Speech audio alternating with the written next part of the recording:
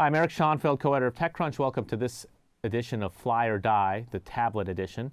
My guest host, John Biggs, is joining me from his grandmother's house in Ohio. Hi, John. Thanks for joining us. Howdy.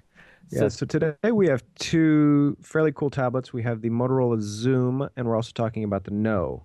So this is the Xoom right here. Right, which just came out this week. It's the first Android Honeycomb tablet, and Honeycomb is the tablet version of the Android OS, which we've been waiting for a long time. And every other tablet that you've brought on the show, I've given a big thumbs down, because I suspected that it would be that all those tablets would become obsolete once we got Honeycomb. And is that in fact true?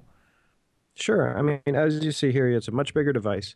Very nice interface, nice size. It's almost exactly the same size as the iPad. The only differences are the front and back cameras, stereo speakers, HDMI out, and a little better resolution screen. So I'm actually really impressed with this. I'm actually giving it a fly. This is probably my first Android tablet that really has stood up to the expectations. Yeah. Do you have an iPad there with you? Can we see what it looks like in comparison? And based on you, I haven't seen one. Well, I mean, myself, if you want to hold them up, they're basically the iPad bit. You see it? Yeah. Looks good. So this is a little bit wider than the iPad, yeah. But the iPad screen is a little bit taller. So I think I'll give it a fly too. This is my first fly for an Android tablet. I still wouldn't buy one instead of an iPad. I think that you just look at all the applications that are available, and still it's just more appealing device to me, even though it has a few more bells and whistles. Things like the front-facing camera, the iPad 2, which is coming out fairly soon, should have that as well. So if you're really thinking about it, I think I would wait for the iPad 2 specs to come out and then make your decision.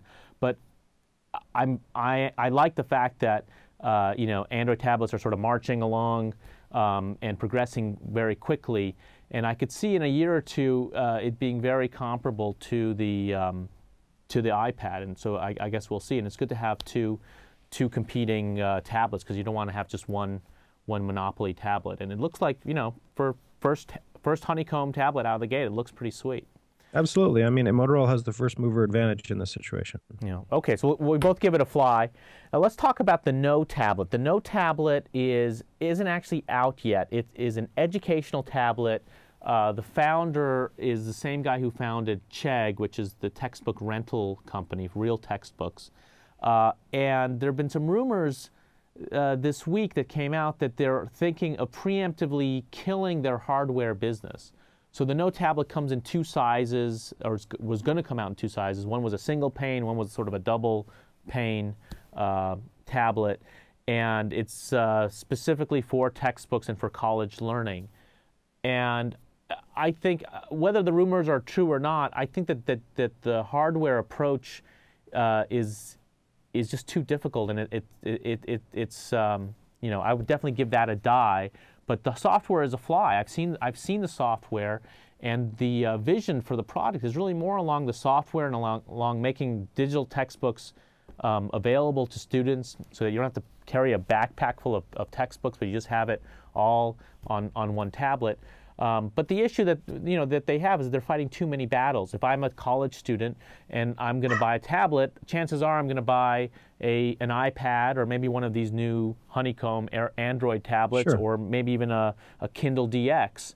Something that can function for do more things than just be a textbook. Well, we all know the difficulty in having a small company build hardware. The logistics are difficult, the warranties are difficult, support's difficult, updates, that sort of thing. So there's really no upside to actually building your own hardware. If these guys can get behind the online textbook selling services, if they can beat Amazon to the punch with this, that's actually really exciting. It's going to be very interesting.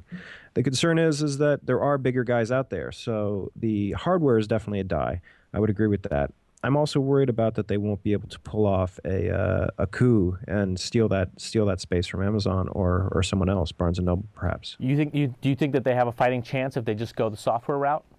They have a fighting chance if they go the software route. My concern is that someone might beat them to it and be bigger than them. The other concern too is that very easy. they would then have to give 30% of their revenues to Apple or Amazon or whoever, right? So they have to share that. It's not as compelling a business model. But you know, the alternative is nobody buys your tablets.